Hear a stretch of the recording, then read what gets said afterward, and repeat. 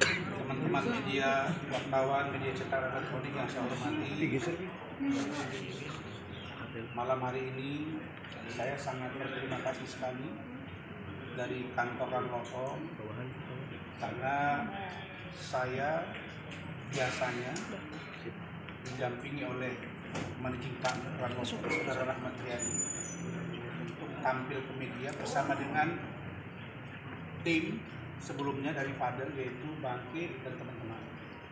Kali ini karena ini adalah hal yang bisa dikatakan hari ini trending topic dan hal yang juga sangat spesifik di mata publik dan negara, yaitu tentang Laura Mezani alias Loli, maka saya dan tim bersepakat untuk melibatkan unsur pimpinan TRAS DPN Pradi Bersatu. Yang ini hadir bersama kami Bapak Lecumanan SHMH sebagai Waketum dan juga Pak Tommy serta Pak Sekjen Pak Ade Dermawan di bawah koordinasi Ketum Pak Zepri serta Pak Tony Bicandres, Bu Anggreni. Kemudian ada Bu Anggreni dan Ibu Elida Neti, lalu kemudian tim yang lain Saudara Wahyu. Teman-teman semua, saya juga selaku ketua tim mengapresiasi yang setinggi-tingginya tentang apa yang saya sampaikan tadi siang, bahwa larinya Loli atau kaburnya Loli dari safe house tadi malam atau kemarin malam dengan segala catatan dan alasan-alasan itu telah kami sampaikan kepada lembaga terkait dan direspon sangat positif. Bahkan saya tidak menyangka, tidak menduga ada Pak Lecumanan, ada Bung Rahmat itu menyaksikan sendiri bahwa hari ini bukan saja PPA unit Polres Metro Jakarta Selatan, bukan saja PPA di unit Polda Metro Jaya, tapi PPA tingkat di PPA Bareskrim Mabes Polri. Jadi dari unsur kepolisian hari ini turun ke 3 instansi ini dengan tingkatan-tingkatan. Itu ya Pak Rejo ya? Saya appreciate. Kenapa? Karena itulah yang kami harapkan. Yang kedua, Bapak Deputi Perlindungan Anak Kementerian PPPA Republik Indonesia Pak Naha telah mengutus secara khusus Ibu Lani selaku asisten Deputi Perlindungan Khusus Anak untuk turun memantau kasus ini. Begitu juga dengan Komisi Perlindungan Anak Indonesia KPAI juga sudah turun, ditambah dengan perwakilan UPT atau safe house sendiri. Apa itu? Bahwa kita sepakat Loli tidak lagi ditempatkan di safe house. Karena safe house dengan segala catatannya dianggap tidak tepat saat ini, dan kita tidak juga bisa menuduh apa yang disampaikan Loli itu benar, tapi setidaknya menjadi pertimbangan bagi kami demi keselamatan Loli sebagai anak dan yang harus ditanggungjawabkan negara sampai dia berumur 18 tahun, yaitu 4 bulan dari sekarang. Nah, karena itu untuk kali ini saya terima kasih kepada negara yang telah hadir menangani kasus ini. Pertanyaannya, di manakah Loli akan berada? Loli akan berada di satu tempat yang tidak bisa diintervensi oleh siapapun, termasuk Nikita Mirzani.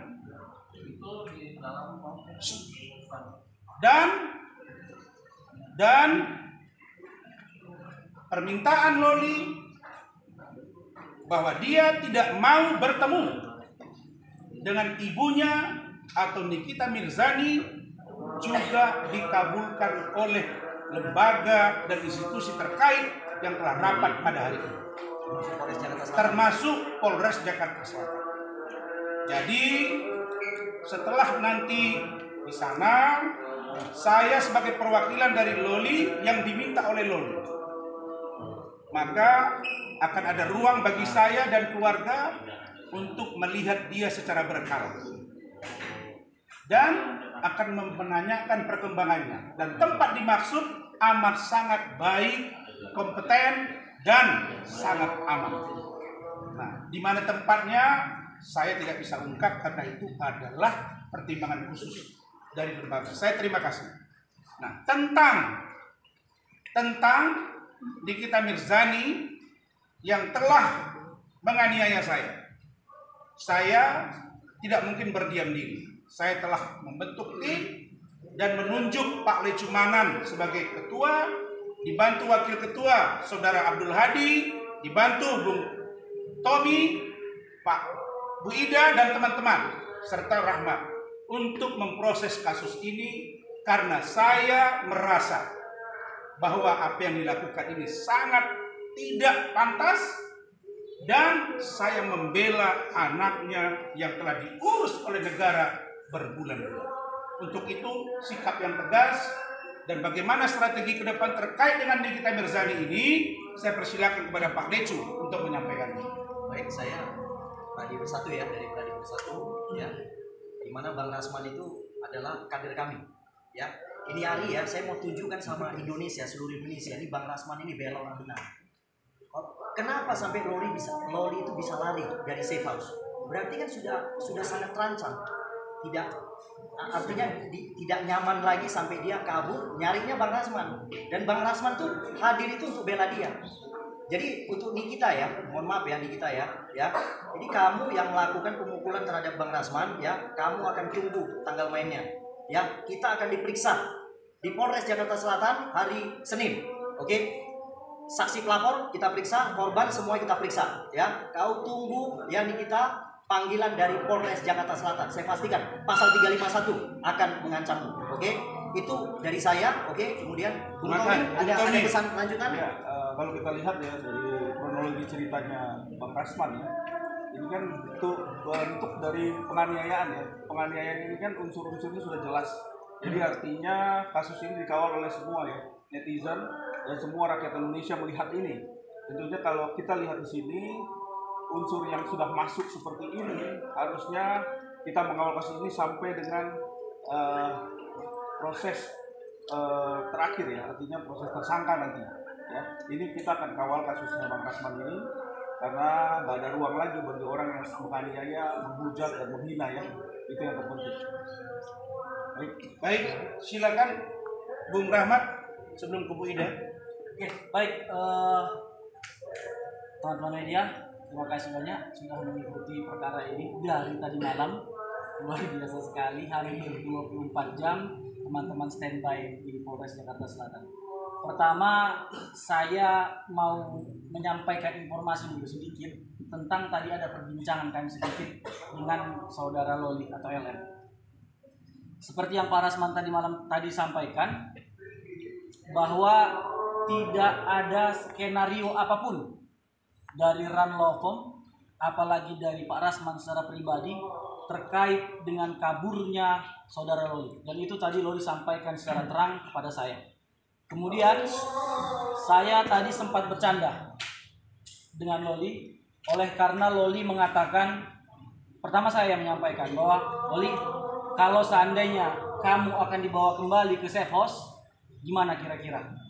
Loli menyatakan di situ, Om, saya tidak mau lagi di safe house karena saya di dalam safe house itu disamakan atau disatukan dengan ODGJ, anak umur 14 tahun yang mengidap HIV, dan saya sangat takut dengan kondisi itu.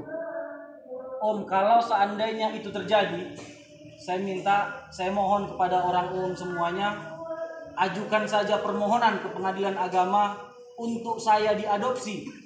Lalu saya bertanya, siapa kira-kira orang tua yang pengen untuk kamu diterimanya berikutnya di antara semua ini?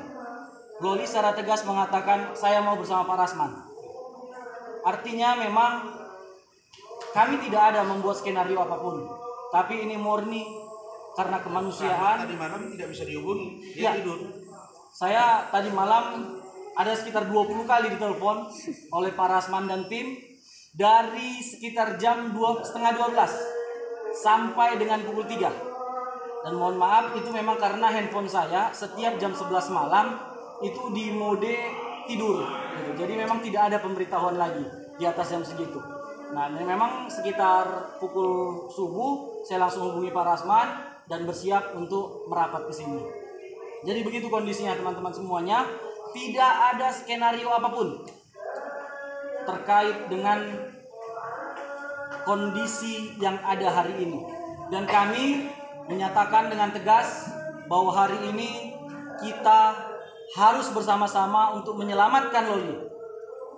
Apapun cerita, Loli ini masih anak-anak, LM ini masih anak-anak. Artinya untuk tumbuh kembang dia ke depan, dia harus mendapatkan perhatian, dia harus mendapatkan kebahagiaan, dia harus mendapatkan pendidikan yang selama ini tertunda. Dipecat dari sekolah. Dan dia itu pulang ke Indonesia itu karena dia dideportasi, karena dia diberhentikan dari sekolahnya. Nah, ini yang tidak pernah dipikirkan oleh Nikita Mirzani gitu. Bagaimana masa depan LM dengan kondisi yang begini? Masih saja dia menyebarkan fitnah tentang LM, masih saja dia memaksa LM supaya berada di safe house, tidak mencari solusi.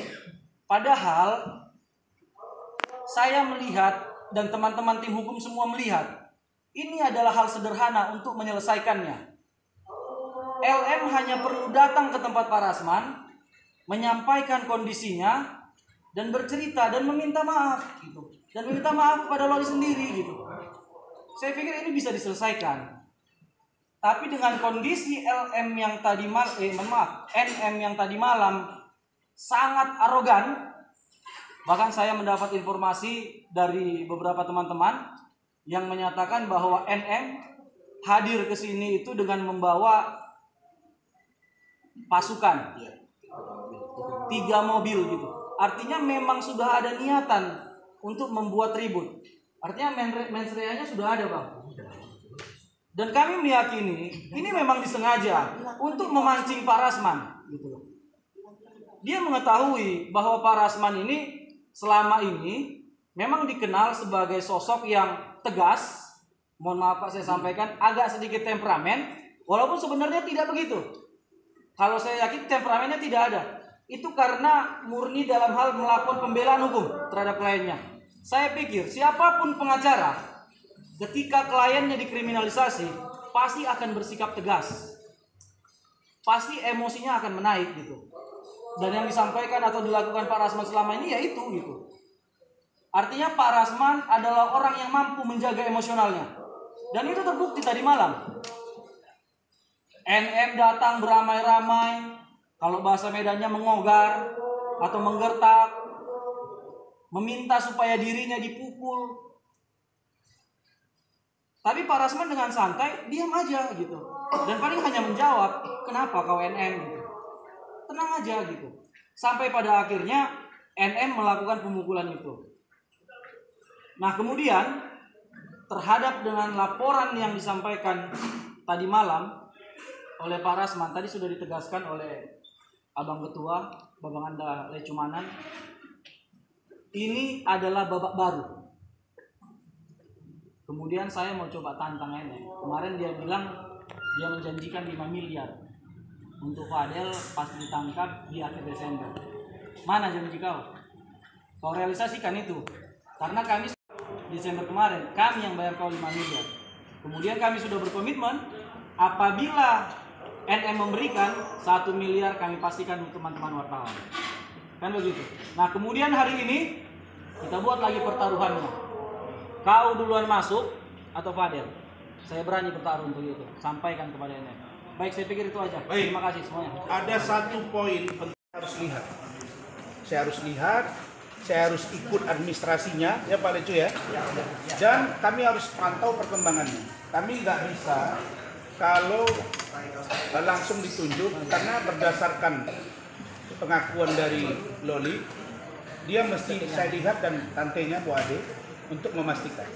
Kalau memang itu benar-benar kami lihat representatif, aman, maka baru kami oke. Maka saya tidak mau sebut rumah sakit Polri. Karena kita mau lihat apa yang terbaik buat dia malam ini. Begitu nanti kami datang, saya lihat, oke, artinya saya akan info. Kalau memang itu untuk diinfo ke publik, saya akan info. Tapi Bang, itu atas persetujuan dari orang tuanya juga nggak sih Bang? Orang tuanya saya tidak ngerti apakah dilibatkan atau tidak. Yang saya urus sekarang Loli. Kalau orang tua dia itu urusan KPAI, urusan yang lain-lain. Saya nggak ikut di situ. Bang, rencana untuk adopsi Loli sendiri seperti apa Bang? Selesai dia nanti dari pengawasan ini, nanti akan ada sismen, kemudian seperti apa penanganan berikutnya nanti akan kita kaji. Toh waktunya tinggal 4 bulan ya Pak Adi ya? Iya. Tinggal 4 bulan lagi kok. 28 Mei dia sudah 18 tahun. Saya kira begitu. Thank you.